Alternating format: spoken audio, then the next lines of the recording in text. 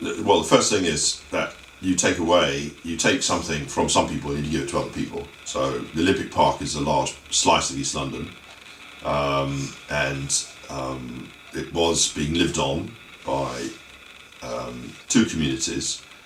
Well, there were three estates altogether. Two of them, one of them was the Clays Lane estate, which was a former housing cooperative, which has been taken over by Peabody.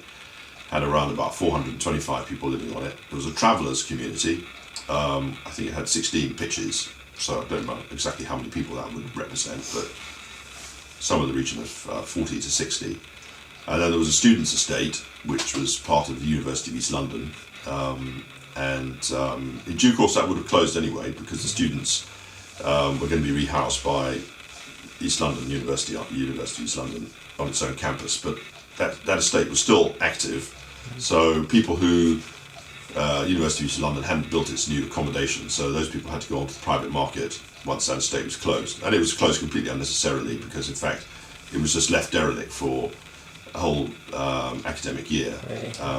Well, they closed it in 2005, and then they started demolishing it in the beginning of 2007. So there was absolutely no need for them to do that.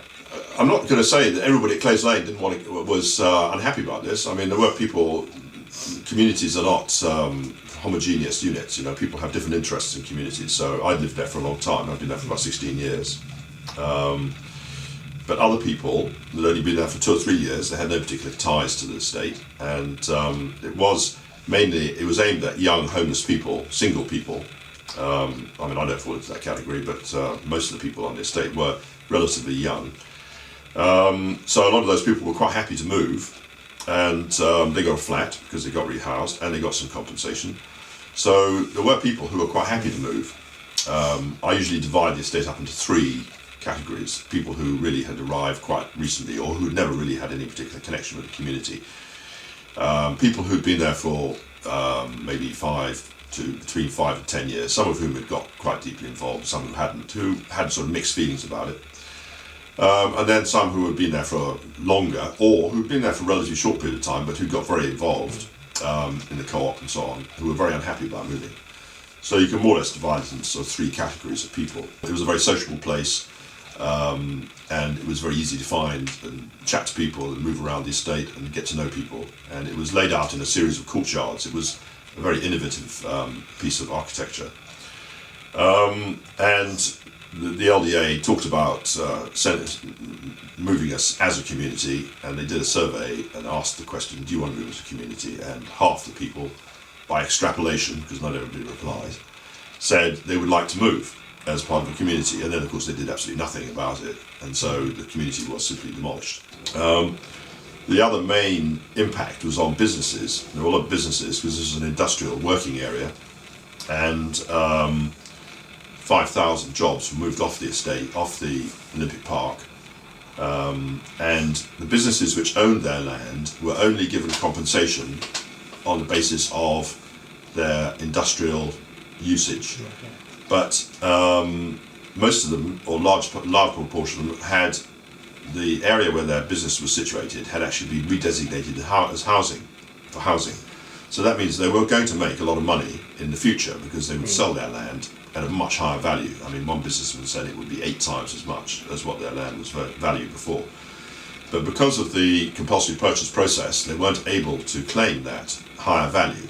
So they only got compensation of that industrial land usage. And of course the LDA or the OPLC or whoever it is that eventually sells on this land will reap the benefit of the higher value, because they will be selling the land at housing development value.